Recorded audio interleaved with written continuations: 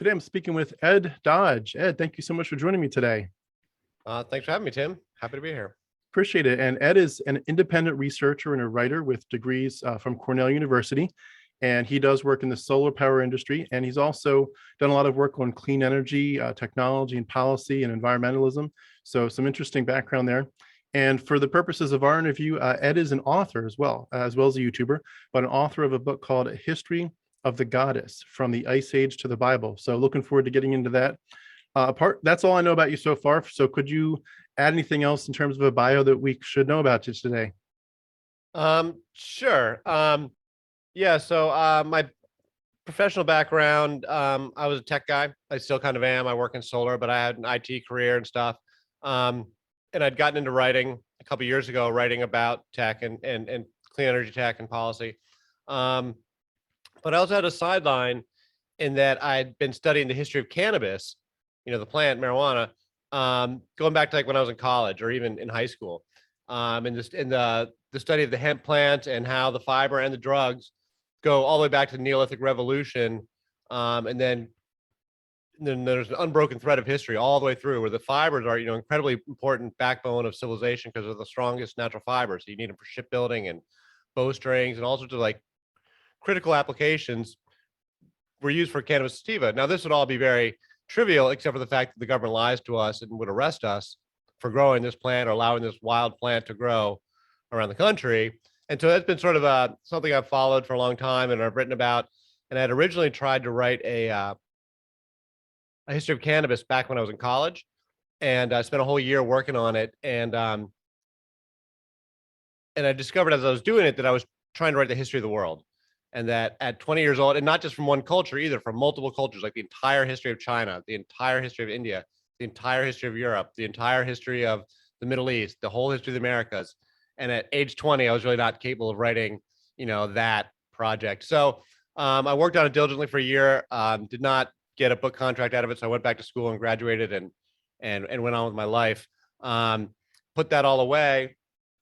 And then a couple of years ago, like 2016, 2017, I decided to get into the marijuana business and I moved out to California, and which was a lousy business. It's a terrible business. But anyway, leaving that aside, I busted out my old history research and got back into it again and started writing the cannabis history. And so I was looking for a fresh angle to write that wasn't going to be the entire history of the world, but also wasn't just going to be a repeat of what somebody else had written. And so I was looking at the references in the Bible.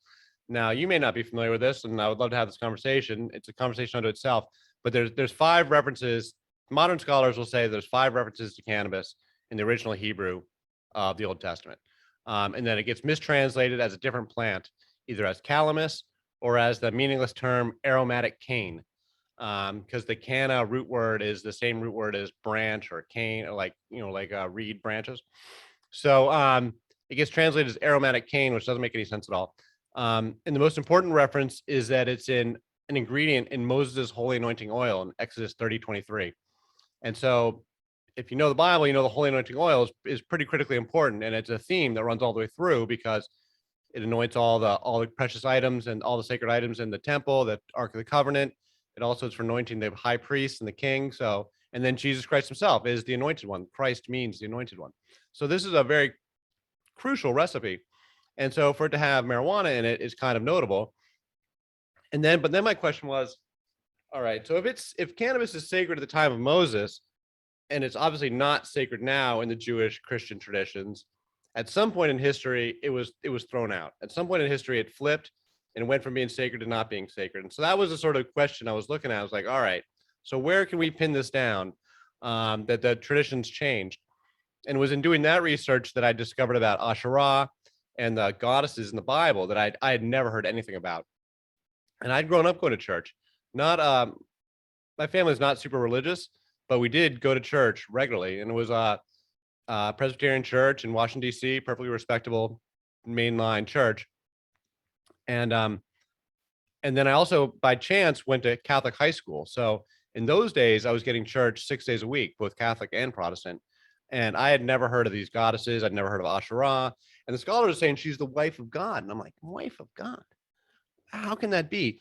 First of all, I was shocked I'd never heard of it. And then I was just curious, like, theologically speaking, what does that mean? Like, if you believe in Asherah and you're an Asherah worshiper, like, what are you doing? Like, what are you believing in? What are your rituals? What are your practices? What are your stories? Like, what is your culture? I was really quite curious.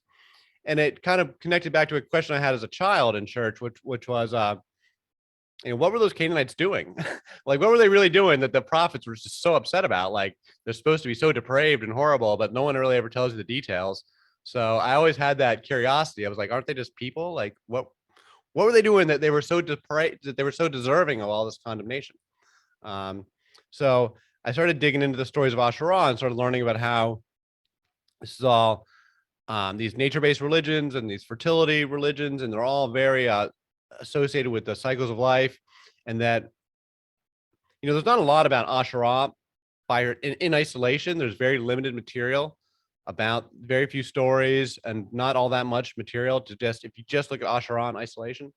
But if you see that she is the mother goddess of the Canaanites and the mother goddess of the Israelites, and you start to see that there are these goddess traditions, and that the pantheon of gods, the Indo-European pantheon, is actually a common pantheon across all these cultures, specifically the Mesopotamians, the Canaanites, and then across to Greece and Rome, that this is a common pantheon of the gods where they just change the names from one town to the next. And there's no doctrine or dogma, and every community is free to change the stories and make up new names. But the archetypal gods, the core gods, are all the same. So the sky father is the same sky father, and the mother goddess is the same mother goddess, and they equate to one another. And the Greeks openly talked about this, that they equated their gods to the other gods in the neighboring cultures. And this is, a well understood idea. And so anyway, as I was digging in and I was trying to get into the culture, and I was also asking, I was like, and does it have anything to do with marijuana? So I was, because my theory was that if they kicked out this goddess, my theory was that they kicked out the goddess and they kicked out the cannabis at the same time, and that it's related. And that was my hypothesis going into the research. And it proves to be totally true, like 100%. Like, they're all part of the same pagan practices, and they do in fact get thrown out together. And the cannabis is in fact highly sacred to these goddess traditions.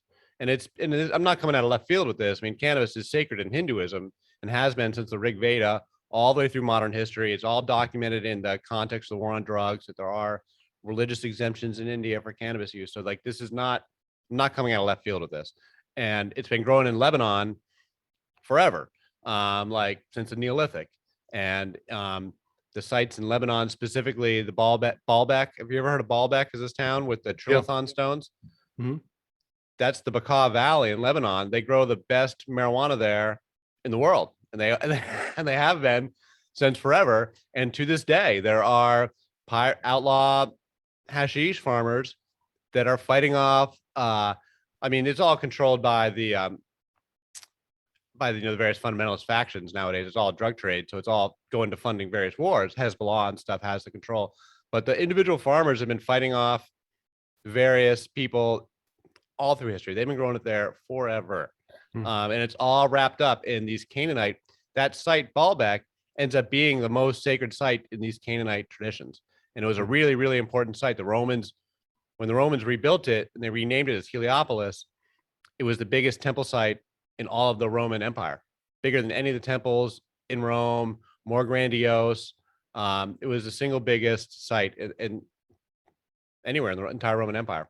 So it's a really important site. And can I ask, just for context, how long did it take you to start your research before you were able to actually get the book published? Yeah, so that's a good question.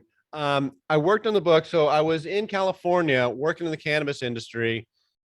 I started it in, I was thinking about it in 2018. And like during the summer and fall of 2018, I was just like thinking about these ideas and started to like dig into who Asherah was. And it was in the fall that I realized I had a good story here. And then I was in Humboldt County, California, which is one of the most beautiful spots in the world, which where the redwood forests come down to the ocean. And I kind of got fed up with the work out there. And so I decided I would take some time off and I was traveling around in a motorhome at the time. And so I was living on the beach, and I said, I'm going to take some time and write this manuscript. So I quit work, and I spent basically the first half of 2019 just working full time on the book. And I got the first draft done, and I got and then I moved back. I spent the rest of 2019 coming back to the East Coast, got a new job, got in the solar industry, which is sort of a, bit of a new job for me, although I'd worked in solar in the past. And then in 2020, I started doing the second, I'd gotten the publishing, I got that book contract, and then I went to rewrite it, the second draft, which ended up being like 4 drafts or whatever. I worked on that during the course of 2020, during the pandemic, like while working full time. So I was doing it nights and weekends. And so basically 2 full years of working on it from the time I like started it to the little over 2 years to the time I had it published in hand. Can I ask, in terms of your background, you mentioned you were part of the mainline church there. You said Presbyterian, right? Yeah. Did you grow up feeling like you had believed that the Bible was from God and that Jesus Oh, dying on the no, cross was real? absolutely not. In fact, we were taught in church to look for naturalistic explanations. We were not taught to read the Bible literally. In fact, we were taught quite specifically the fundamentalists have it wrong, that that's not the way to read the Bible, that it's all, we look for naturalist, like my favorite example is like the loaves and fishes stories of Jesus. We were taught that that's like the story of like a big potluck, that everybody came out and the disciples only had a little bit of food. But then once everybody, but all the people in the crowd, they weren't dumb. They were going out there for a picnic. Like they weren't expecting to get fed. So everybody had a little bit of food with them. And then when the disciples said, hey, this is what we got, then other people said, hey, we got a little of this and we got a little of that. Then all of a sudden the whole table was filled because everybody actually had a little bit of food with them already. And so that's how I was taught that story. It was not a divine miracle. We were not taught to look for miracles about anything. It was not, the whole church was full of like government types and like educated people. And it was not a place where there was any conflict with science or evolution or anything like that at all in my church. How about just the gospel itself, like where you taught you had a sin problem and needed a savior, and that Jesus' death and resurrection was the solution? My parents were not particularly religious about any of that kind of stuff. They were pretty agnostic. My father only went to the church because it was his parents' church, and they were stronger believers. But no, actually, to that question specifically, I thought that never made any sense to me at all. As a kid, there was a couple of questions I had as a kid about church. One was, how did Jesus, what does him dying 2,000 years ago have anything to do with my sins at all? Like, this doesn't make any sense to me in the least. And then secondly, my other question was, as a kid, was, why is there no mother? Why is it Father, Son, and Holy Ghost, and there's no mother? Like, where's the mother? I thought this is a 6-year-old. Like, where's the mother? And that's actually ended up being what I'm working on right now. Like, where's the mother? Yeah. And so, and then when I went to Catholic school, which was totally by chance, but it was a really good school and some of the best education I've ever got. So, I mean, I value my time of having gone there, and I would never have written this book if I hadn't had that experience. But the Catholics had a completely different approach to teaching the Bible that made the Presbyterian in me about fall out of my chair, because they did not, there was nothing was subject to interpretation. It was like, repeat after me. Here's how it is. And they literally, in theology class, they wrote out sentences on a paper and wanted us to give it back to them verbatim. There was no questions, no thought. Thought was discouraged. It was very much like, here's how it is, and you spout it back to us. And then when we had a class on the resurrection, I was actually quite excited. I remember this was my senior year in high school, and they said, we're going to dig into the resurrection and the proof of the resurrection and why the Catholic Church feels that this is, a defensible event. And so I was actually quite excited, because I don't ever really remember having talked about that in Sunday school, like not in an apologetics way, because we didn't do apologetics in my church. So, so the Catholics, the priest gives the whole thing, the whole official line that we've got these martyrs, Peter and Paul, and they wouldn't have died for it if it wasn't real. And we've got all these witnesses, and that's it. And it was like, and it's all just this stuff that's in the Bible. And like, there's nothing. And I remember thinking, that's it. Like, there's nothing outside the Gospels at all. And even the stuff that's in the Gospels is, to call it paper thin is being generous about it. Like, it's as thin as gauze, like there's barely anything there at all when you talk about who, what, where, when, what are the facts of the matter here. There's not much in it. The Gospels are pretty slim on the resurrection. So on the details. So I remember just being so underwhelmed and so taken aback that there was such a paucity of evidence, and that, but yet the church is going to claim so much authority, and they're going to tell you they've got the one true religion. They're going to condemn entire cultures, condemn entire people groups that have never found Jesus, have all this judgment over everybody. And I was shocked, frankly. And my response was that, if that's what it means to be a Christian, I'm not a Christian anymore. And I stopped being a Christian. Mind you, I'd already like started smoking weed. I'd taken LSD. I was going to see the Grateful Dead. I was already jumped into the whole counterculture already. So I'm doing all this stuff all at the same time. Jack Harris' Emperor Wears No Clothes was the book that turned me onto the whole hemp story. I was reading that at the same time, all like my junior, senior year of high school. All this stuff was going on. So by the time I graduated high school, I was done being a Christian. That's so cool. Although I attend Quaker meetings today, and I never completely. It was never about atheism for me. It was never about atheism. I was always exposed to Hinduism because my parents had lived in India. I have an Indian sister. So I was always exposed to Hinduism. Not that I studied it, but like I was aware of it, at least sort of through osmosis, getting some comparative religion. And then in college, I started reading a lot of comparative religion and really dug into the mystical side of things. It seems like comparative religion and mythology is, if it's not done by a Christian apologist, if it's actually done by a real scholar, where academia is really honored, it's so hard to remain a Christian once you realize, like, even just the basics of the Yahweh character and his wife Asherah, but endless other things you mentioned. The Gospels, the evidence for the resurrection being so thin. But I've been digging in recently in the last few months, the work by people like Dennis MacDonald talking about how the Homeric epics and Euripides were woven in. And once you realize so many of these stories in the Gospels themselves were straight up, for lack of a better term, they're plagiarizing Homer. That was not, the same way we see it. They were kind of honoring him by saying, we honor the story that you wrote. We're just going to make what we consider a more appropriate version to honor our God. But some of these stories are lifted right out of Homer and Euripides, and you're like, the evidence gets thinner and thinner and thinner. And I love how you mentioned the 500 witnesses. It's like he says it, 500 witnesses, where they're all by that point probably dead. He doesn't mention any of them. And the people that he's writing to have no way to go find them and say, was this true? Like, you can claim anything at that point. And right. It's just, and I have reason to believe that was actually a rewrite of a different story relating to Second Temple Judaism timeframes. But like, there's nothing there. And like you said, all these other sources that we could have gone to, these ancient historians, they're completely silent on it. You don't see stuff from much later, and that's just basically telling us, like with Josephus, potentially, if his work was not an interpolation, that was just telling us that there were Christians who claimed this, not that it actually happened, not that he said, I saw it, I saw Jesus. No one who is an actual historian saw Jesus. And you'd think if there was one event in the history of the world that the true God would want to be like, I want to give you enough evidence so that you don't have any doubts. This is it. I came, I died, I rose again. It's rock solid. You don't have to feel like you're on shifting sands here. This is solid. You're gonna swing your soul into eternity on this story.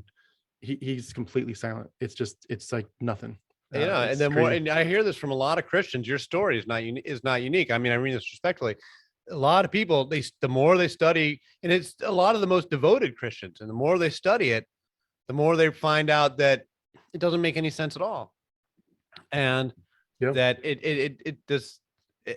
and the more they study their way out of Christianity, basically. I mean, I get that sense from you that, you've taken the stuff to heart and really like tried to like dig in and make sense of it all. And you've come out of it thinking it doesn't make any sense. Yeah. And even philosophically, and I don't want to sidetrack it because I want to get back to your story and eventually your book too, but just to add this quickly and, get your feedback on it. But even if you were to ignore the whole question of, is there anything historical worth looking at here? Is there any proof of this, that it's not just a literary character? Even if you were to say, maybe there's something there, or I want to just ignore that for a second, just assuming the best, that maybe it's true, maybe it happened. Even if that were the case, then you've got to deal with the question of, why does this God need blood? Why does he need the blood of his son? And what does blood have to do with forgiveness? And why can't he just simply say, I forgive you, like straight up, I forgive you. And then you're like, okay, well, where does this whole thing come from? Well, if you're a literalist, fundamentalist, you're going all the way back to Eden, where you're saying, Eve certainly started it, but because we're judicially in Adam, Adam kind of is our representative before God, and he basically messed us up for forever. So, okay, let's look at Adam and Eve. Well, you have this garden where this father, so to speak, father figure creates basically children. They're brand new people, children's minds, and he puts the enemy of their souls in there. I mean, who's going to put a viper in a child's nursery room? You put you put a python in there, and you're the good father, like, you really. And I know it's not real, that's mythology very clearly, but even if any way you start to take it literally, even if you're not looking at this history, you're just saying philosophically, it doesn't make sense. You got a really bad guy who puts the enemy of their souls in the garden when they're so innocent and naive, and him knowing that he could have prevented that, he'd rather kill his son later than just kill Satan in the first place. Like, come on, this doesn't make any sense. Right. And or sexual ethics, like, are we Yeah. being set up to fail? Like, if it's so sinful, why is it so pleasurable? Like, and then Christian lockdown Christian monogamy are some of the most miserable families, the most miserable, with all due respect to everybody, but some of the most miserable couples that you find are the people that are like forced into staying married to somebody they really don't like very much because of or who is outwardly harmful to them, Yeah. in really toxic relationships sometimes, because they are bound by these religious constraints that they have to stay married and they can only have one sexual partner for their entire life, and they end up living these miserable lives because they're locked up with the wrong person. Like, if you just could get into a different relationship, everybody would be happier, the kids would be happier too. Yeah. Like, you're not helping your children by being miserable to each other. Yeah, absolutely. That's a good point. Well, could you take us back to your story, when you got to that point where you realized you didn't believe in Christianity?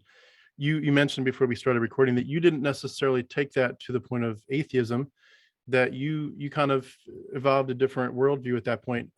It's not one that I've come to, and that's certainly not one that I'd recommend to people, but I do want to still hear your thoughts on it. Where did you land with it all? I mean, nowadays I call myself a deist. Okay. I definitely believe in the divine. I mean, I'm not a Christian. I don't believe in the biblical God in the least. I think it's all just mythology. But you don't need the Bible to. First of all, atheists don't have a good answer for creation. All of the natural laws and natural explanations, all the physics and mathematics and chemistry and DNA that's been discovered through science, all of which is fabulous. How those laws get there? You say, oh, we know, we can explain it all through evolution. Well, what put evolution in place? What put physics in place? What put mathematics in place? I don't have an answer. God, to me, is a mental model that we use, because we live in a mysterious universe. We're just smart enough to realize, as human beings, we're just smart enough to realize we don't know what the heck is going on. We only have so many senses, and we can't perceive with our five senses all the things that are going on that science reveals to us, that there's invisible things flying around our heads at all times. There's invisible gases, there's electromagnetic radiation, there's radon gas coming out of the ground. There's all sorts of stuff happening all around our heads all the time that science reveals to us. So our ancestors were hardly stupid to be intuiting that there's things that they don't understand happening, and they call it gods and spirits, and they give different poetry to describe it. Now, some of that is ignorance. There's lots of ignorance, and people are ignorant today. So of course, people were ignorant in the past too. Ignorance is our biggest enemy. I'm ignorant. We're all ignorant. That said, science demonstrates that we live in a mysterious universe. It demonstrates to us unequivocally. And when you go to the limits of science, you can see where those limits are. When you go to the cutting edge of what scientific theory is in any subject, in medicine, astronomy, astrophysics, when you get to the cutting edge of the science, you see literally, where the beachhead is. Like, the ocean is like the known. If the land is everything we know for certain that we can explain rationally, and then the known unknowns is the water, is the ocean, then you got the horizon. That's the mystery. That's the unknown unknowns. And the farther we push with our science, we build out a bigger beachhead, and we push out into the water, and we learn more and more facts and understanding of how things actually work. it ends up, the mystery doesn't get any closer. The horizon is just as far away because all the new frontiers in science is opening up new questions. Yeah. Like all the breakthroughs in astronomy with the Hubble Space Telescope and all these really fantastic telescopes that are busting open new images of outer space and the cosmos are not are not closing the gap on the mystery. Like Yeah. they're just making the questions so much more profound. It's the Yeah. same thing with biology and biochemistry. When you dig in with a telescope, and I worked at Cornell for many years in these labs where the chemists and the DNA sequencing folks are digging in, as you get deeper and deeper into it, it gets just more and more complicated. You Yeah. find there's 1,000 things going on down there, all interacting with each other. Cannabis chemistry is the same thing. You know, when at the time of prohibition, they didn't know how cannabis worked. They didn't have the active ingredients isolated, and it was a big mystery for a long time. And they didn't solve it until they didn't discover THC and the endocannabinoid system and cannabinoids. They didn't get discovered until the 1960s and 70s in Israel. Hebrew University in Israel is where they did it. I don't think it's a coincidence, frankly. And when you dig into it, you find that it's fantastically complicated. That it's a kaleidoscope of molecules that are totally dynamic, that are not in any one form. They're changing form. They're changing molecular structures, and there's loads of chemicals all interacting with each other: cannabinoids, terpenes, flavonoids, all these different types of cannabinoids, and it's fantastically complicated.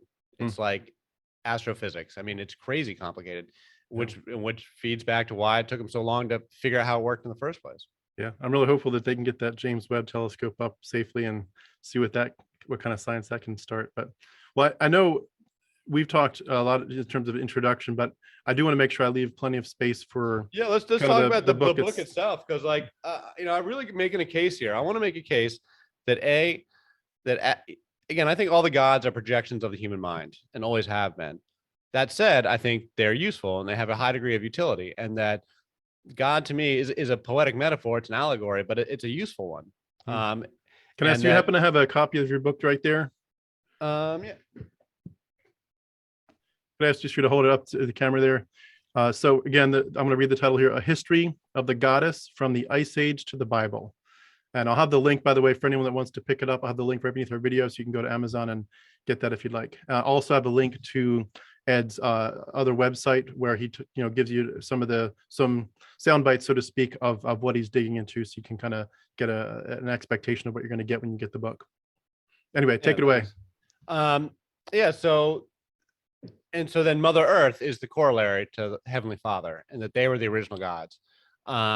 And that Earth Mother is a tradition we have all the way through, and we have it today. We talk about Mother Earth today, Mother Earth, Mother Nature. We use these terms routinely. So you're talking about when the earliest kind of proto religions started to happen and evolve, that there's a lot of evidence showing that they had, just like you would see, a human mother and a human father coming together and creating children and so forth, that they would imagine that was what was happening in the upper realm, so to speak, of the stuff we couldn't explain. So like the sun and the moon might have had a male and female aspect to them, or some kind of the levels of heaven as they eventually evolved, like in the Greek cosmology, that there were things that were male and female happening beyond our sight. Is that fair to say? Yeah, absolutely. Okay. And so sun and moon being male and female is more of an Egyptian framework. Okay. They were big on that, and then they get sort of syncretized together later on. But when you go back to the Sumerian and like the very earliest writings, they were talking about Heavenly Father and Earth Mother. And Native Americans, I want to make this point, also say the same thing. And the Native Americans always said that their Sky Father, they always harmonized their Sky Father with the Christian God, like all through the colonial era. The Christians just didn't pay any attention to what the Native Americans were saying, because they're a bunch of savages. So why do we even listen? We don't listen to a word they have to say. But they always harmonized their Sky Father and said it was the same thing. But they also have Mother Earth. They also teach us about Mother Earth, and so Mother Earth and Sky Father go together. Well, can I ask? Asherah, I was going to ask about exactly what you just said, Asherah. This is such a critical thing that we're about to get into, because I think a lot of Christians, like you mentioned, there were some things you never heard in Sunday school and church. A lot of Christians can be in church and, VBS, the whole 9 yards, Sunday school, Christian school, even a seminary or Bible college, that kind of background. And they can pretty much never ever hear the true history of Asherah. And I wanted to just ask you to kind of explain there, because I think a lot of people really think if they've heard of Asherah, they're Yeah, just I'd never thinking heard of her. I it's had some kind never of heard of like her. some kind of pagan goddess, but it's right in woven into the history of the origins of Judaism with Yahweh. Like Yahweh had a wife. Is that correct? Absolutely. Yeah, the Israelites were pagans. They were clearly pagans before they were monotheists. Um, and so my whole methodology is to sort of put everything on the historical timeline. Put the stories on the historical timeline, both in terms of when they were written and when they're supposed to take place. You got to recognize both aspects of that. Um, but the so I really wanted to understand, like the scholars keep saying the Israelites, because this is how I got into this whole thing, was that the scholars are saying that the Israelites were pagan, polytheists. They always say polytheists. I said, go ahead and just call it pagan. It is what it is.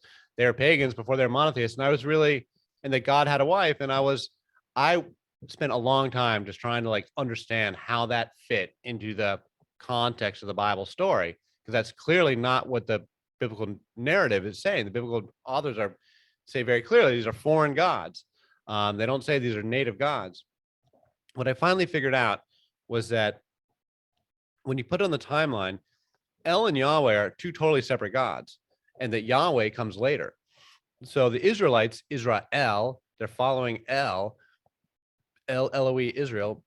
The original Israelites, Abraham, Isaac, and Jacob, they never heard the name Yahweh, and they're not monotheists. They're pagans. Assuming these people existed, but the historical Israelites, I do believe the Israelites are a historical people group that were these nomadic shepherds. I do believe that they existed as a people, and I do believe that Abraham, Isaac, and Jacob are their actual folk history. I think this is their folk history that they had for themselves. Whether they're real people or not, I don't know, but I do believe that these are the stories they were telling back in the Iron Age, Right. in the Bronze Age. But that And when they so, first told, you're saying when they first told the stories and came up with them, like long before they were written down, but when they first started telling these stories, those original stories were told with a god named El, and none of those people that originally heard the first stories would have heard the name Yahweh until there yeah, was no, the many scripture is clear, generations and the later. scripture is clear on this, that Moses introduces the name Yahweh. Yeah. And I've got I've got the line, the verse somewhere. But it's in one of the lines about the burning bush. He says, I'm coming to you as Yahweh, but I am the God of the patriarchs, but they did not know me by this name. Hmm. And that's, I've got that here. Can I ask, That is it quote. correct to say that I've heard it said that the original pantheon had El, or sometimes called Elyon, that he was married to Asherah, Right. and that they had a pantheon of children such as Yahweh and Baal and all that. Yeah. Asherah is El's wife. She's not. Yeah. I mean, people Mhm. say Yahweh and is Asherah. I have a whole theory on how that works, but Okay. Asherah is the mother of the god. She's Yahweh's wife, or El's wife. I'm sorry. Right. El and Asherah are the divine couple, the earthly mother and the heavenly father. Um, and it parallels to the Greeks. So to the Greeks, El is Kronos. The Greeks know that. So the Canaanites are also the Phoenicians, right? Same people, same religion. They all worship Baal, all the way up to Carthage, all around the Mediterranean. The Greeks and the Phoenicians interacted all the time. The Greeks totally knew them and knew these gods and talked about the equivalencies between their gods and the Phoenician gods. And so to the Greeks, El was Kronos and Asherah was Rhea. Rhea is the mother of Zeus, the mother of the Olympians. She's the Titan mother goddess. Hmm. And so they say Asherah is Rhea, and that Asherah and Rhea also correlate to Cybele, who's in Anatolia that was still being worshipped in Rome. Hmm. So those three goddesses are all equivalent mother goddesses. And just for context, when you say correlate, what you're saying is not that some other culture copied, like kind of word for word, another group's goddess, but as they interact, if this group had a story and this group had a story, and they had two different names for the goddess, that those stories would eventually begin to merge and say, oh, we can see you're talking about a goddess and she does this in your story, and in our story she does this, but we think they're the same goddess, and so the stories start to merge. Is that fair to say? Well, I think they're drawn from the same roots. Okay. And so they're the same they have the same archetypal roots thousands of years earlier, but as the cultures spread apart, as people groups spread around, the stories evolve and get a little bit different. But that, the king of the gods is equal to the king of the gods in each culture.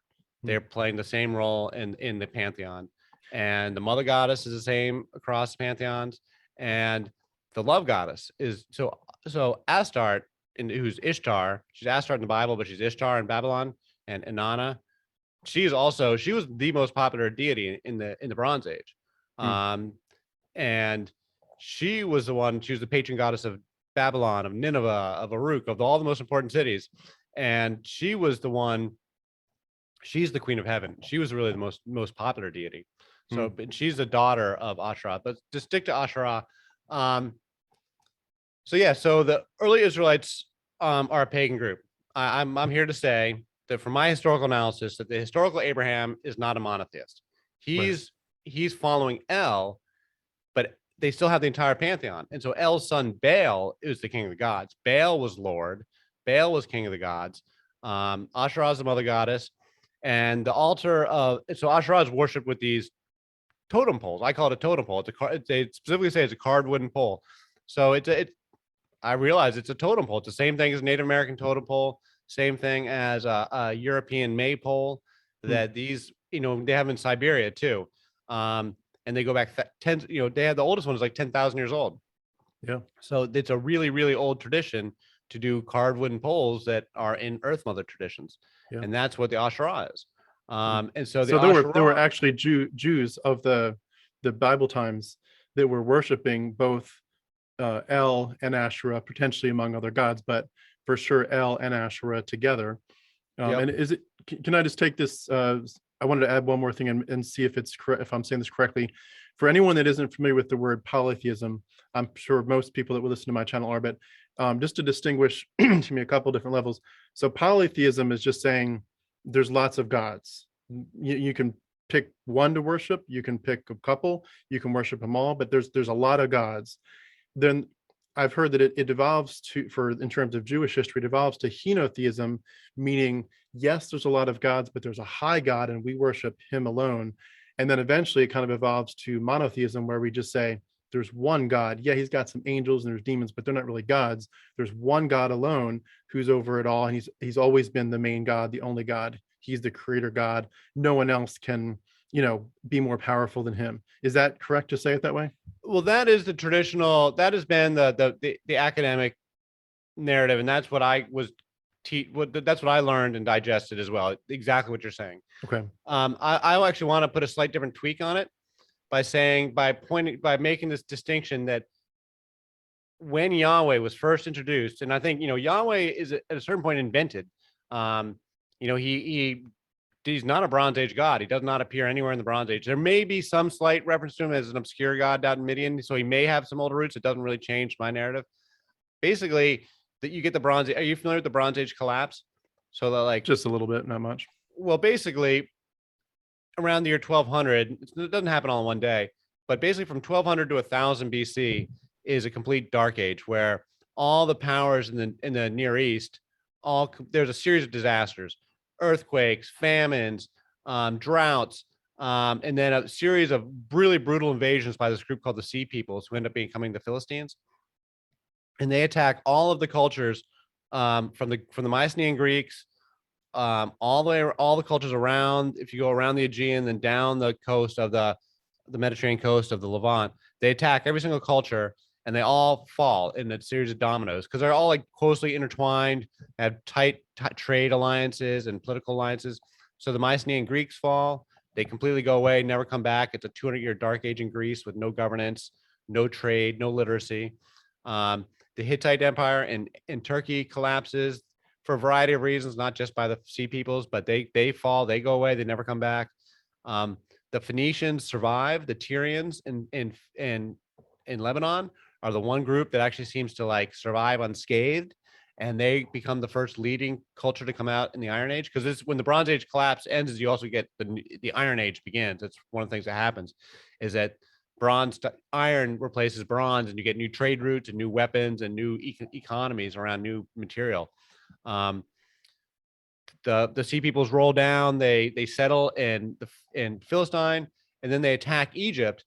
And they attack Egypt on a couple different occasions. 1215, I think, is one, and then 1177. Both times, it's incredibly brutal, but the Egyptians managed to hold them off. But it so weakens Egypt that their empire collapses, because Egypt had been ruling Canaan with an iron fist ever since the Hyksos had left. And so from 1450 to 1150 BC, roughly speaking, for 300 years, Egypt had been ruling Canaan firmly. And Hmm. it's only after, I think it's 1140 when you can check the dates.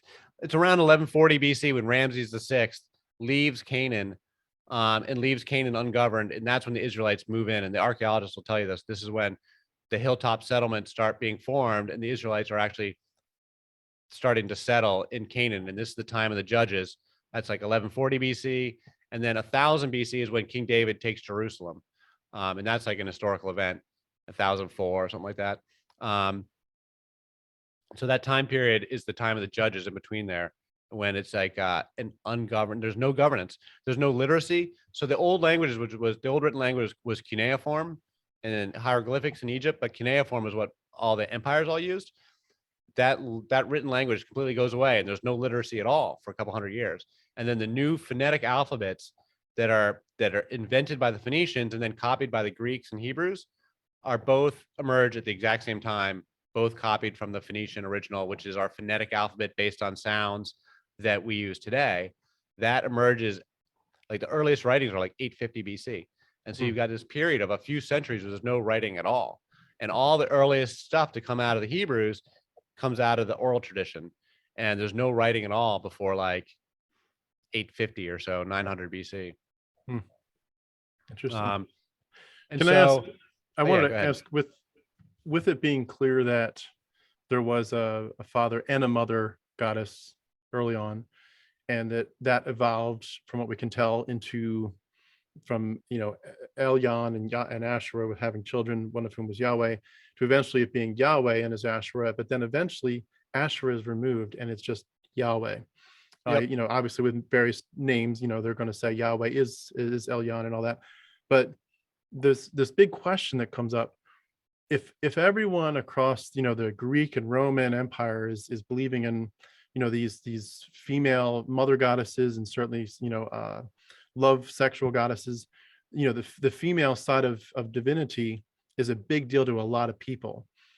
And the fact that they had Asherah as well for so long, just like everyone else had their versions of her, why would this one group take the female goddess part of it out? And I know there's probably evidence that they didn't actually take her out for much later than we thought. My whole theory on it. It's Yeah. it's the rise of the patriarchy, basically.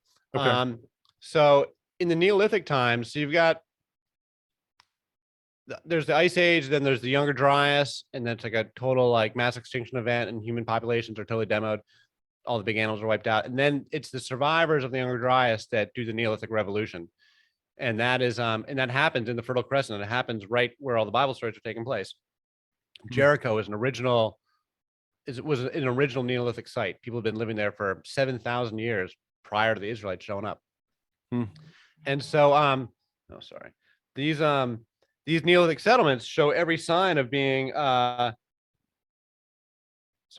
being totally egalitarian, with no kings, no dominance, no war. There's no weapons. It's not to say there was no fighting, but all they have are like hunting spears. There's no weapons. And all signs are that these are egalitarian cultures where men and women are treated equally. And we'd also had this art of the Venus figurines coming all the way from the Ice Age. Over 30, 40,000 years, people have been making the Venus figurines, and with no males, just making female figures. Are you familiar with the Venus figurines? Yeah. So they've been making those, and that continues right through the Neolithic, where they continue to making these little statues of female figures, whoever they are. You can debate who they are. And that continues right into ancient Israel, where they're also making pillar-based figurines. And so you see this all the way through, and then the patriarchy only really starts to assert itself with the introduction of bronze, like in the 3rd millennium BC. And this is when, as we're transitioning from settlements into civilization, this is when you start to see the men take over. And this is where you see the introduction of bronze gives us weapons. It's also, they start to tame horses, and they invent chariots. And so by around 3500 BC, Uruk is become the first major city in the world. And it's like really where, and it's in Mesopotamia in general, but this is where we get our first signs of kings, and our first signs of warfare, and our first signs of slavery, and our first signs of like civilization as we know it, with a dominant hierarchy built around men, all of whom, and a king is simply a warlord. He's a guy who leads the men into battle. And by today's standards, he'd be like, we'd call him a warlord. And the settlements have been successful enough that there's something worth stealing at this point. And the fast track, while you can grow well slowly by agricultural surpluses and trade and being nice, the fast track to wealth was to go in and just steal it and, subjugate all the people into slavery. And so that's what starts happening. And then it just becomes a cycle. And the Indo-European people that we have these languages and these gods from are exactly that group. That's the group that came out of the Central Asian steppe with horses, with chariots, and started kicking ass and dominating everybody else. And the storm god becomes the king of the gods, and he's the most powerful guy. And then you can check through the mythology, and I want to make this whole long case, we couldn't do it all right now, that you can track the history, and the line you can track is through Ishtar. Then the earliest mythology of Inanna and Dumuzi. Dumuzi is the first of the shepherd kings who has to win the love of Inanna, who's the most popular deity. She's Ishtar. And he wins her love, and he goes to bed with her, and it's all very sexual and very explicit. And he becomes the first of the shepherd kings. But then in the second story, she sends him to hell for his lack of righteousness in a dying and rise. That's one of the original dying and rising god stories, is Inanna and Dumuzi, which becomes Ishtar and Tammuz. They changed the names, but so Dumuzi equals Tammuz, and Tammuz is very important because we know that Tammuz is part of the early Israelite culture because it's the name of one of the months on their calendar. So they have the month of Tammuz, which shows us that Tammuz was part of their culture, and Tammuz is the first of the shepherd kings. And then you can trace the story through mythology to the Epic of Gilgamesh. Gilgamesh is the next of the famous shepherd kings after Dumuzi is a king of Uruk. So was Gilgamesh, and then where Ishtar was the patron goddess. In the Epic of Gilgamesh, Ishtar tries to seduce Gilgamesh. Are you familiar with the Epic of Gilgamesh? Yeah. So Ishtar attempts to seduce Gilgamesh because he's so mighty, and she's pretty turned on. And he says no. He turns her down and insults her. He says every one of your lovers ends up, totally in some bad shape. You love the bird and you broke his wing, and you loved a shepherd and you turned him into a goat, and everyone who becomes one of your lovers ends up in some like horrible fate. We all know what happened to your husband. Why would I want to do that? I can't offer you anything you don't already have. And so he insults her and says no, and then she gets outraged. And then you can trace that same character right into the Bible, because Ishtar is Astarte, and that's who King Solomon is worshiping.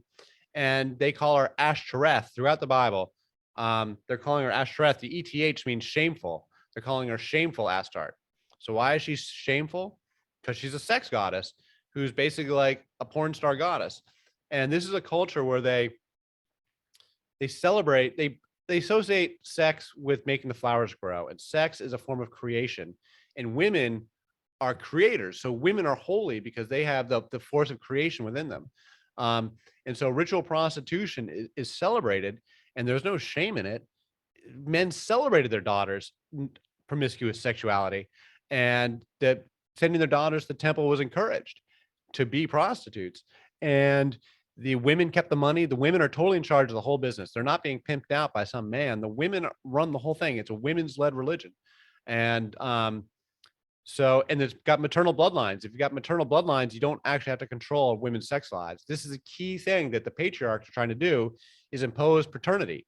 This is why they track the patriarchal bloodlines over and over again in the Bible, because the rival cultures don't have patriarchal bloodlines and they don't have control of their women. And these are the people living in the cities. So as you get farmers and shepherds are the big dichotomy. We all know that the Hebrew folks are shepherds, right? They go over and over. They always talk about how they're shepherds.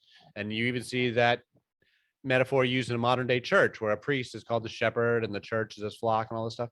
Yeah. Well, even Jesus is the great shepherd of the sheep. Exactly. As well as the final, Paschal lamb as well himself. He's the final sacrifice for sins. So the Canaanites were farmers, and Cain and Abel. Cain was the first farmer, and he's a treacherous bastard who murders his brother. His offerings of vegetables are no good. God doesn't want offerings of vegetables. God wants offerings of shepherd's meat. And so when Cain, that loser farmer, brings his vegetable offerings or linens to God. God doesn't want that. But in reality, Cain would have been bringing those to the goddess, and the goddess would have wanted them because the goddess loves the farmers, and the goddess is all about the fertility. And so the Canaanites are the people in the cities, because the farmers form the first settlements. Settlements become the first cities, and so the farmers are associated with being the cities, whereas the shepherds are the people that live outside the cities, who are the nomads wandering around from city to city as in their presumably trading, and they can become quite wealthy. Abraham was said to be a very wealthy man. Well, if you're trading items from city to city, you can get rich. So the farmers and shepherds, they don't like each other. They interact with each other, but the shepherds clearly in the Bible clearly despise the farmers. They go on. Sodom and Gomorrah are Canaanite cities, and that they are criticized for what were they doing? They were having sex. That's what they were doing, basically. And that's exactly what they were doing, because they have all these. Ishtar's temple is like a nightclub. I mean, it's like sex and drugs. This is where it all dawned on me. When I was like, so what were they doing in Ishtar's temple? It's like, well, they're dancing. They've got drums and jungle rhythms, and they're doing ecstatic dance. They're burning cannabis. They're getting high, and they're doing other drugs. They've got the full pharmacy of plant drugs: cannabis, opium, psychedelics, ergot, mandrake, belladonna, all these different drugs, stuff that people don't even do anymore. They had them all. And they knew how to use them. The full apothecary, they knew how to use them, and they were using them. So they're doing sex, they're getting high, they're drinking, they're making.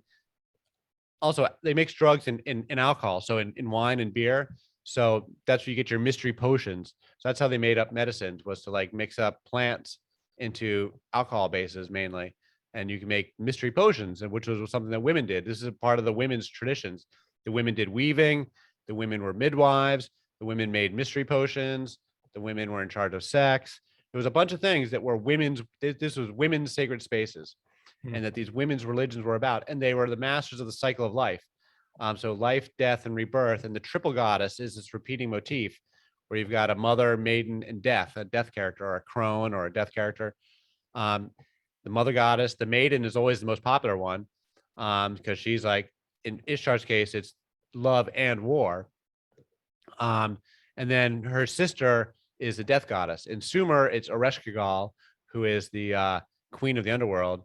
But in the Bible, it's Anat, who is. Have you ever read the Ugaritic texts from? No. You got to check those out, because those have all these characters without Yahweh, prior to Yahweh being introduced. So you see the full Canaanite pantheon of gods in action. El and Asherah, Astarte, Anat, they're all in action.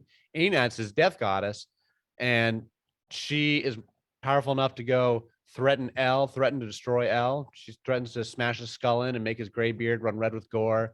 She destroys death, and she resurrects Baal back to life after they've got a Baal, Yam, and Mot are the equivalent of Zeus, Poseidon, and Hades. So Yam is a god of the sea, and Mot is a god of death. And these are Israelite gods, because these are also Israelite words. And these are Hebrew words.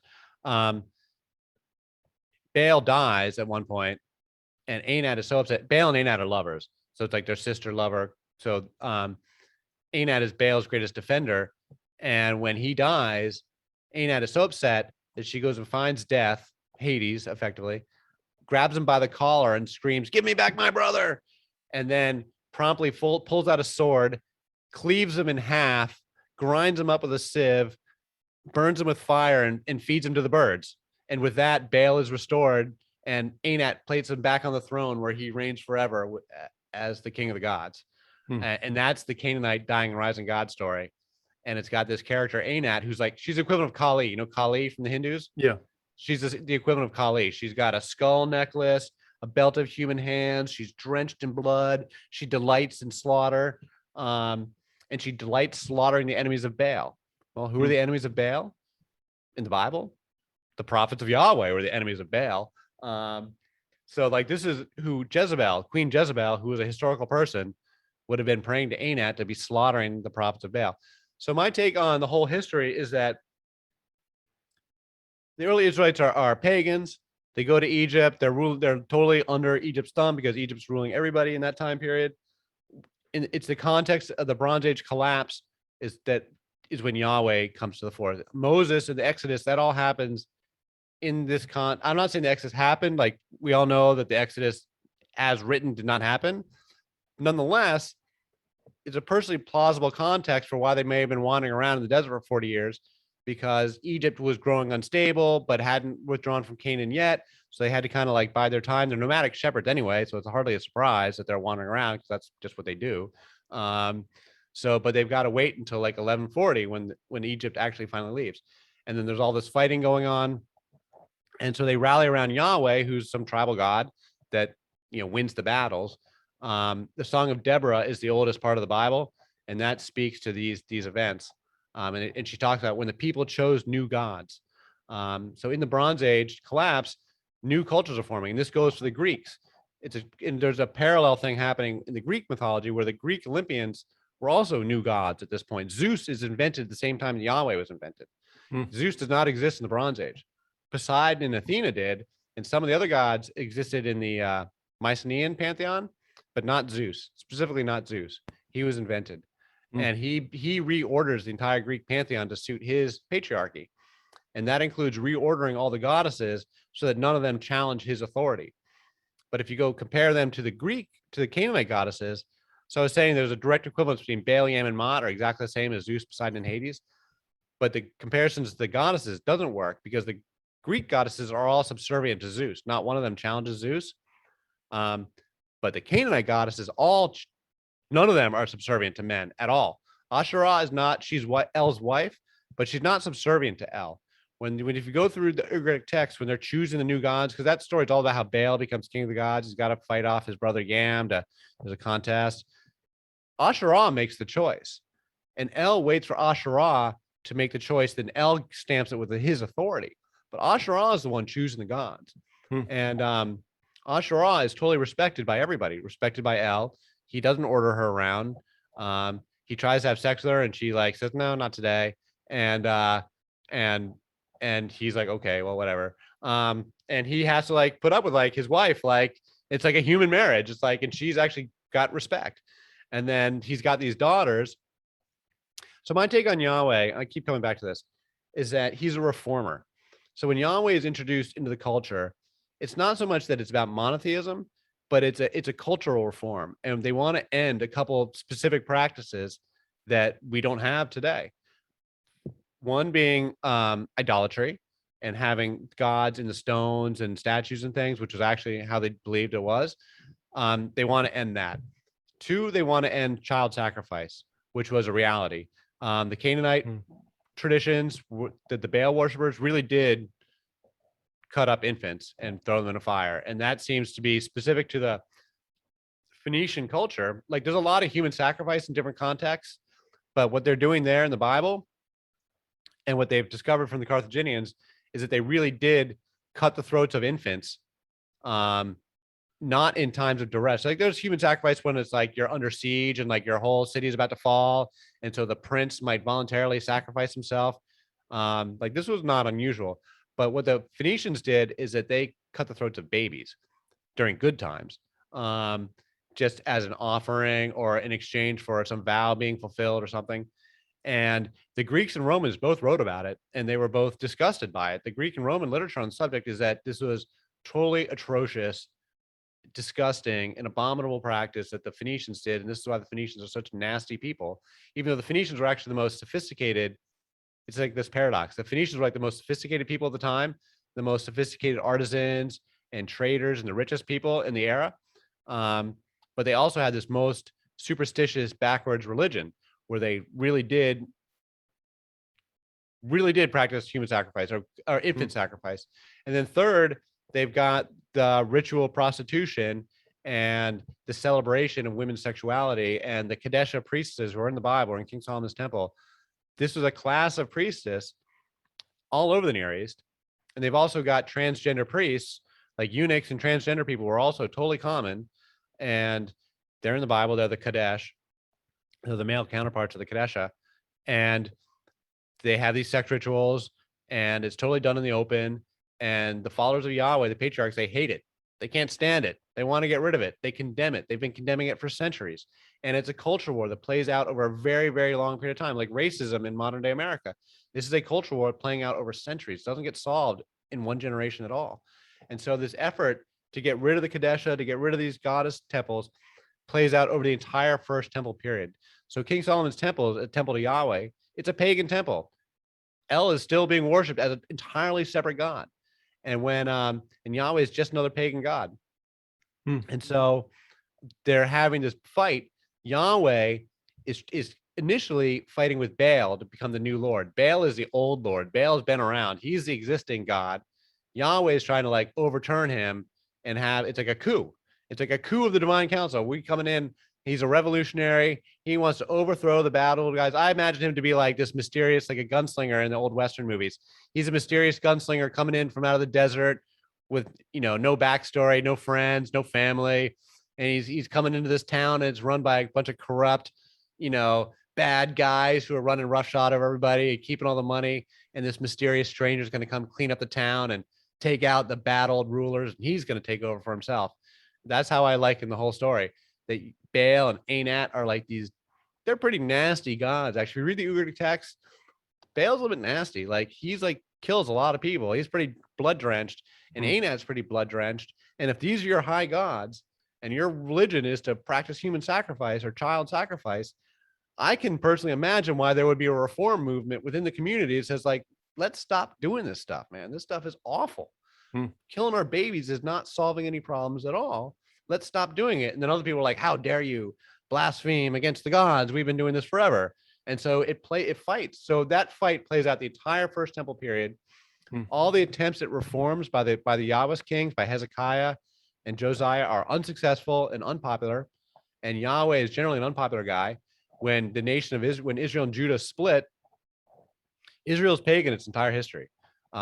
The first thing that Jeroboam does after the revolt is set up new golden calves in Bethel and Dan and restore all the traditional pagan worship.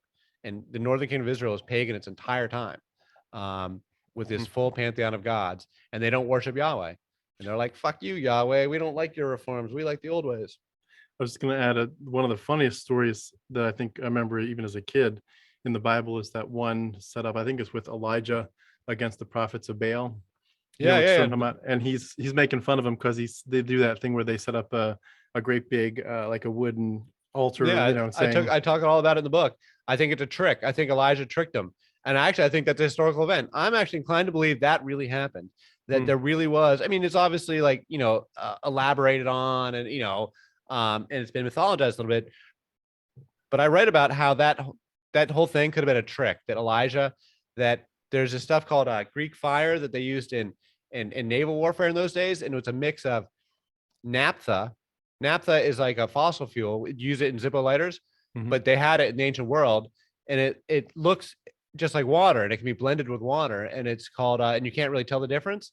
And if you blend that with sulfur, powdered sulfur, and with quicklime you get from burning limestone.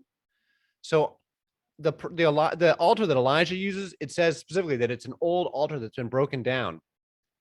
So it had been burned on before. So it would have like this residue of quicklime on it.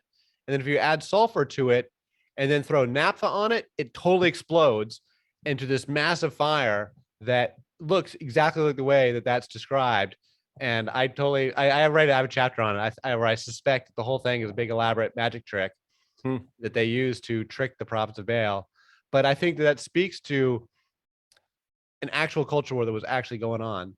Like I mentioned, Jezebel is a historical person. She's a real historical figure. I think she was actually genuinely defending her native traditions and was actually trying to kill the prophets of Yahweh, who she saw as dangerous radical insurgents.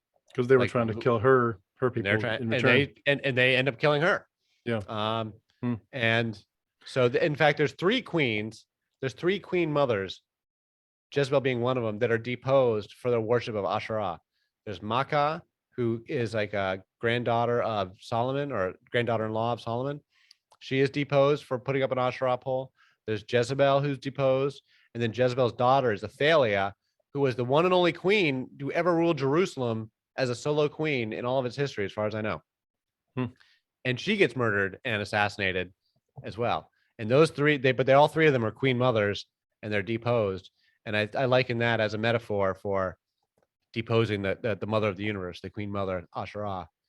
That that it's metaphorical there. So at what point does the Yahweh character kind of become elevated to more of the the primary god? And after the exile, okay, after the temple is destroyed and they're sent to Babylon, and then they're living under Babylonian rule, and they're in Babylon, and in all this culture is even more intense in Babylon, because all the stuff they hated with all the Ishtar and everything, it's even more intense in Babylon. So you can feel their hatred in the text, like they're just dripping with disdain for all the stuff because they're living amongst it. And then the Bible, and yet also getting some synchronization from the Zoroastrian influence at the same time. Right. So then the Persians come in, they defeat the Babylonians. Cyrus the Great comes in and brings in the Zoroastrians, and they're friendly. The Persians are friendly to the Hebrews, and the Zoroastrians are totally friendly to the Hebrews. And so the Persian king starts sponsoring the Hebrews to write up their sacred texts. And that's when all these various texts that have been assembled, been collected and saved, all get written up into the Torah, presumably under Ezra, and presumably by Jewish tradition brought back to Jerusalem in 458 BC. Do you think they were trying to mimic at all the fact that Ahura Mazda was the main god? So there's one main male god. I haven't studied Zoroastrianism in enough detail to provide a meaningful answer to that question. I do think that they're clearly updating the theology at this time period. Yeah. And they blend El and Yahweh. So traditionally, the Sky Father would castrate or throw off the previous Sky Father to take his place. Like Zeus had to castrate his father Kronos, become the new Sky Father. But Yahweh and El are different. Yahweh doesn't depose El. Yahweh becomes El. He gets fused with El in some sort of divine alchemy. In some I just imagine some mysterious cauldron in some ancient temple in Babylon where they're performing some ritual to make El and Yahweh into one God, and they write Yahweh Elohim, and they write the Garden of Eden story. I think at that point, the Garden of Eden story is written post-exile and is totally a condemnation of Asherah and the Kadesha and the goddess traditions, and that all the symbols in it, the tree of life, the serpent, the garden, particularly Eve, they specifically represent these old traditions. And it's a condemnation of them, and it's a way of saying, party's over, girls, you're out. And then when they go back to Jerusalem, Ezra's outraged when he finds the men have continued to be marrying Canaanite women, and he forces them all to divorce their wives and abandon their families. And that is I call that the final act in the divorce. Yeah. That's when they finally. Nehemiah does the same thing too, right? Where they're rebuilding. I think in Nehemiah they do the same thing where they send the women, the non-Jewish women away. Right, as they're rebuilding the wall and kind of reconsecrating the city. Yeah, because they can't have these foreign women that have maternal bloodlines and these ideas about ritual sex. They have all the wrong ideas. So you can only trust the girls that have been raised Jewish, that have been raised with these patriarchal ideas, and that will be totally that's all that they've ever known. It's all they've ever been taught. And so it's got to be weird for just kind of putting ourselves in the shoes of people that were used to it. I guess it was probably over several generations, so it wasn't like one person would have just said, wow, things just changed in the last 6 months or something. But just thinking, if you could have seen someone that was kind of around the cusp of those changes, to realize we as women have lost so much power. And I wonder, I'm sure some of them were very glad of that, because they thought, well, that's pagan and we want to honor the true God. So if patriarchy means we're honoring God the right way, then so be it. This is good.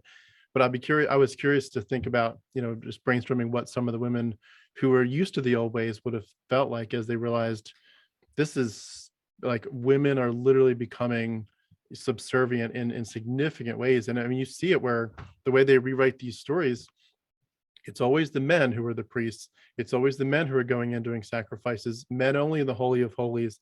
And you see the occasional exception, like with, you mentioned Deborah, obviously the Virgin Mary, where occasionally there's a woman that's kind of elevated, or even Ruth a little bit, but for the most part it's men across the board.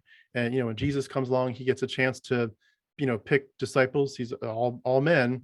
And of course, you know, the extra disciple, Paul, the, you know, the main progenitor of Christianity, you know, man, he's, you know, working with his main people, Barnabas and all this. And it's always, and Apollos, it's all these men doing it. And I can't help but wonder, especially for women today, looking back at it, to think, obviously we want mythology to end. We don't want to bring back Asherah. We don't want mythology as a worldview, period. But to think, it's really crazy to think about the ways that men just basically took over, and you see it to this very day. I mean, I've been doing some research on some churches, and I'm going to be doing some presentations before long, but churches where men absolutely rule. There's a church I've been researching where the men literally can, like if you say to your wife, all Christians, of course, you say to your wife, you know, sweetie, I really want you to wash the dishes now, or I want you to do this or that, and they don't do it. And this is a church I'm thinking about in Idaho, but a really big growing church, but they will take those women who don't obey in front of the church elders for church discipline because they did not wash the dishes when the man said so. And this stuff, like they planted these seeds here in whatever 400, 500, 600 BC. It's still going on where the men think God put men in charge and women need to rank themselves under men. And just, there's so many reasons mythology needs to die, but this is certainly one of them. And the way that women are mistreated. And does it ever strike you that when you look at some of these kind of churches and denominations and teachings, that it's not just the men saying, yes, yeah, men should keep in power, but it's often the women who are doing the same thing. And even if they weren't aware of all these, you know, this history, even just going straight back to the Bible, where the Bible says, you know, if a girl is found in the, you know, in the field by a guy and he rapes her, he just has to give the daddy some shekels of silver and he gets to take her home. She becomes his wife forever. Women are always impure and have to go outside the camp. Women are always mistreated over and over and over. It's just so many ways that women are put down. Yeah. And these women today are saying, yes, this is God. We love it. Don't change it. Some of that is Stockholm syndrome, I think. Yeah. I mean, people absorb what they're taught and come to believe a certain thing is right. I mean, the thing about the Bible is that we only have one side of the story. We only have the patriarch's version of events. And very rarely do we see a woman's point of view. One of the few places in Jeremiah 44 where it's after Jerusalem's been destroyed and they've been sent into exile, although these exiles specifically went to Egypt, they didn't go to Babylon. And Jeremiah starts castigating the women, saying it's your fault for worshiping the Queen of Heaven. And the women lash back. They say, no, everything was fine when we worshiped the Queen of Heaven. It was your God's fault. We were just fine. And then so they get mad at each other, and Jeremiah basically stomps off and says, fine, do what you will. And the women don't come around to Jeremiah's point of view. They cuss him out in Jeremiah 44. But it's very rare that we get the women's side of things. I mean, going back to my question as a kid, like, what were those Canaanites doing? The Canaanites had their own perspective on things. They could have offered up, we don't have Phoenician writings because as far as I can tell, the Greeks and Romans hated them, not just the Hebrews, the Greeks and Romans hated them too. And so like all that stuff just didn't survive. And, the Greeks, I don't know, the patriarchy just arises over time with, I just feel like the cycles of warfare and just one marauding empire coming in, taking over another marauding empire, being replaced by another marauding empire. And it's just the holy women, just, one group of men comes in, says, we're not going to listen to these, finds a bunch of holy women in the camp. Well, all the men are dead. And so the new men don't give two shits what these old holy women have to say. And those traditions just get exterminated. And it's just a lack of respect for women that we've had that I think has become, well, when you look at it from an environmental perspective, it's become dangerous. Yeah. And I think that this is what's going to, there will be, I believe there will be a religious revival in the future. I don't think we're on the world path to world atheism. And I think that it will be a revival of these feminine traditions. That will come back, and it'll probably be triggered by something really, really terrible happening, a massive loss of life from some calamity, from some environmental calamity. Well, Well, I will say I will be hoping and pushing and using every last bit of my strength to push for atheism. I hope mythology of any kind dies out. But I just want to say too, it's really interesting as you're describing the historical ways that it evolved. You can't help but kind of laugh and think, like, you know how people will say, if Constantine had picked Mithraism instead of Christianity, the Right. apologists today will be defending Mithras. It's interesting to think that if history had just landed a couple different ways, you would have, professional Christian apologists defending Asherah and her death and resurrection, Oh yeah, we and would still she'd be on have the paganism cross. today. I think I totally believe we would still have paganism today if it hadn't been banned. I mean, it would be different. It would be different gods, and the gods evolve. One of the best lessons I learned in comparative religion. Have you ever read Karen Armstrong's The History of God?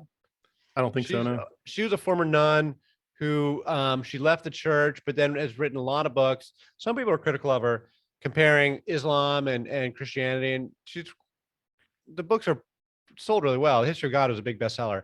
I read it when I was in college, and she made a point that that the depictions of God are going to be reflections of a culture at the time, and that even within Christianity, the depictions of God change every few centuries. If you go back 500 years, the way people are talking about God is entirely different than the way people talk about God today. I mean, nowadays, William Lane Craig will be talking about this, this mind out in space and like talking about intelligent design and all this stuff. Those are not the conversations people were having 500 years ago at the time of the Reformation. And the conversations they're having at the time of the Reformation are not the same conversations they were having in the year 1000, which is not the same conversations they were having in the year 500. And the point is that these depictions keep changing as cultures change, as cultural awareness changes, as cultures' needs change, their depictions of religion and the gods will change. And that just keeps happening. I think we're going through a very dangerous moment in history right now where Christianity is an authoritarian religion. Christianity and Islam both. They want conformity and they want authority. And it's all about authority. All this apologetics, all this stuff is a big fight over authority. And I mean, and when I say authority, I mean like literally the ability to tell people what to do, how to order their lives, who to marry, what kind of sex lives you can take, what kind of foods you can eat, really structuring the day-to-day aspects of your life. And it's authority, centralized command and control authority. In case in point right now is Afghanistan with the Taliban. You can see that really and the clearly. Muslims are even worse because the Muslims didn't even at least in Christianity, at least we had a Reformation. So we had at least, moderated some of the extremism. We're not getting burned at the stake for heresy the way it was prior to the Reformation. But ISIS is not that far off from where the Catholic Church was right before the Reformation. It's pretty similar if you ask me. So I would say Islam probably needs a reformation of their own. Yeah, and both religions have books saying kill all the infidels, both of them, not just them, Christians too. Very clearly. Oh yeah, they say we are correct and everybody else is wrong, and if you're not with us, you basically deserve to be condemned, subjugated, enslaved, murdered, what have you. Yeah, anything goes really. Well, I know we're almost short on time here, but I do want to give a minute here to ask you as well, what's coming down the pike for the future? You've obviously done a lot of thinking, a lot of research. We've only, I think, scratched the surface of some of these topics, and I'd love to do a follow-up at some point. But just in terms of what you're going into in the future, what's on your mind? Yeah, no, my current project is try and turn these into graphic novels. That had been what my desire when I first started the whole project from the very beginning, was to make graphic novels of these goddesses, and I think they'd be really pretty badass. And so that's what I'm working towards, trying to like get some funding for some art and moving on some art projects. So I've got a website, lostgoddess.io, is sort of my beginning steps at trying to draw this out into like a graphic novel. So sounds like we should put it into a movie someday too. Yeah, and to be animated and all that stuff. And then trying to do more podcasts. I was trying to do podcasts on my own, just like editing my own videos, but it was a big pain in my butt. So I kind of halted that effort. But I'm going on other people's podcasts more and more. I've gotten on a few this week, which has been nice getting on with you here. I really appreciate it. And I think I may have found someone to do a lot of video with. So I'm hoping that's, keep my fingers crossed on that. And so we'll be getting some more content out and just start talking about this stuff in more depth. If you were at some point to kind of feel like you had exhausted this topic, are there any other topics related to the Bible or Christianity that you would consider digging into? Oh, I mean, there's lots of stuff. I have a whole nice chapter on the swoon theory, on my take on the resurrection. I'm happy to have a debate about that. Um, um, I would like to debate. I'm happy to debate with Christians and atheists. I'll make the case for the Divine Mother. I'll make the case for deism and the Divine Mother, and that, and I'll debate the Christians and the atheists, man. Hmm. I'm happy to have this conversation. Interesting. I don't think, I think these are use the God and goddess. These things are mental models, but I think they're useful mental models. And I don't respectfully don't agree with you on saying we don't need mythology. I think we need new mythology. I don't think we need no religion. I think we need new religion. Interesting. Not that I'm trying to start one. Don't follow me around, for God's sakes. You can send me some money, but don't follow me. But I'm not trying to start a religion. That's not who I am. But I do think religion serves a fundamental organizing is like the fundamental organizing principle of human relations, of human society. And a world without a common set of a society without a common set of beliefs is a society that's going to fall apart. We got to have some kind of common set of beliefs. Doesn't really matter what they are, as long as that they have some measure of utility and that everybody can agree on them. Then you can get some cohesion in society, and it doesn't have to be top-down authoritarianism. I mean, Native American religion is not top-down. Paganism was not top-down. I mean, there's elements that are top-down, but most of it's do it yourself religion. If I had a preference for how it would look, it'd be just that, not in terms of a belief or a system of you must think this way, but just an overall human tendency toward a scientific worldview where we say we don't adhere to or believe in anything unless we can scientifically prove it. We can certainly imagine and guess and use our creativity to say, I wonder what might be in the great beyond, where what was happening before what was happening 14 billion years ago, before it all started here. What was the the beginning and so forth. But I'd love to have our world views hopefully collectively start to move more and more toward a spot where we'd say, I mean, nobody can push anything unless you can back it up. And if you don't have anything to back it up, if you can't prove it, it's just a theory. And that includes even scientific theories. Like if you can't truly back it up, then like just take the claims away and give people the freedom, especially. I mean, I think that's the biggest thing is if people want to, have their own personal preferences, obviously we're all going to do it regardless of whether we're allowed to or not. We're all going to have our preferences as to what we think is happening in the world. But just the freedom to take away this sense of threatening that, Christians, they may not be doing the crusades anymore, but they certainly threaten their kids with the concept of hell a lot, as I'm sure you know. If you don't believe like us, you will burn. Or if it's Catholics, you might get the chance to get in limbo for a while, in purgatory. But you're in grave danger if you don't think like us. And I think it'd be so cool if our world started to move away from the threatening and I agree with you 100% on that. I agree with you 100% on that. Freedom of thought, bodily autonomy. These are things I feel very strongly about. Yeah, and thought autonomy as well.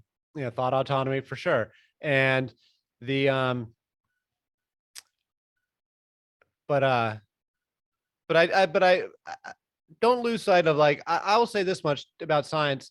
I can say scientifically and skeptically that I think we can prove that we live in a mysterious universe, that we really don't know that much. That is a scientifically, that is a statement that I can make from science. That especially like when you get into like someone that can really not get too deep, but just kind of give you a fun explanation of quantum physics or whatever. It's multiverse stuff. It is. There's some really cool mysteries, and hopefully over the next few generations, some of those will get even more in answers. And as we send up more and more telescopes and so forth.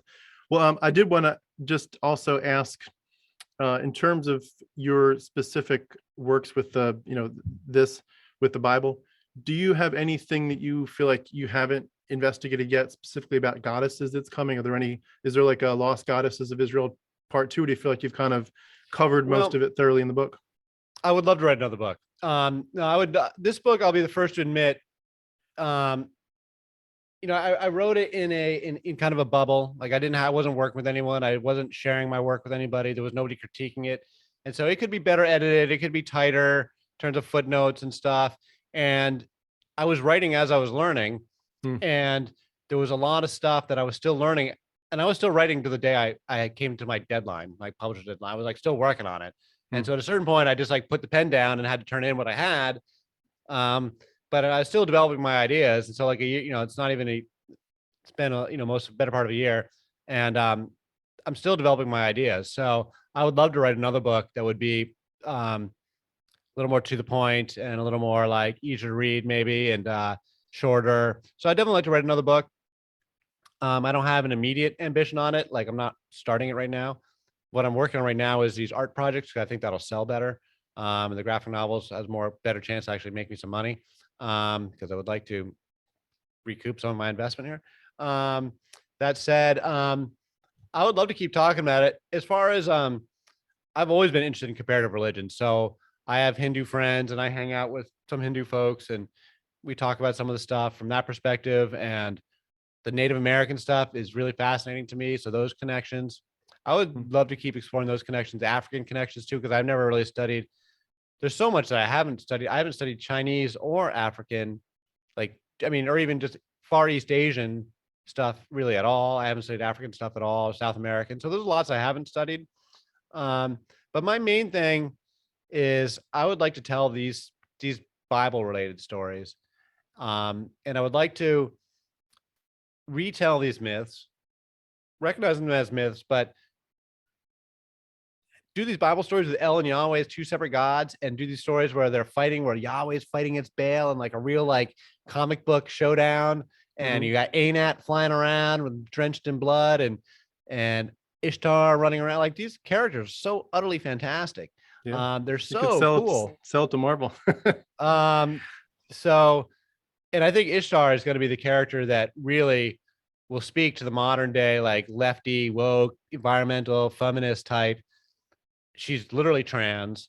She is not submissive to any males. She's the most sex positive female character you could possibly have. Now I've got daughters, and I was talking to my daughter. I was saying, the lesson to take from Ishtar is not that to be promiscuous.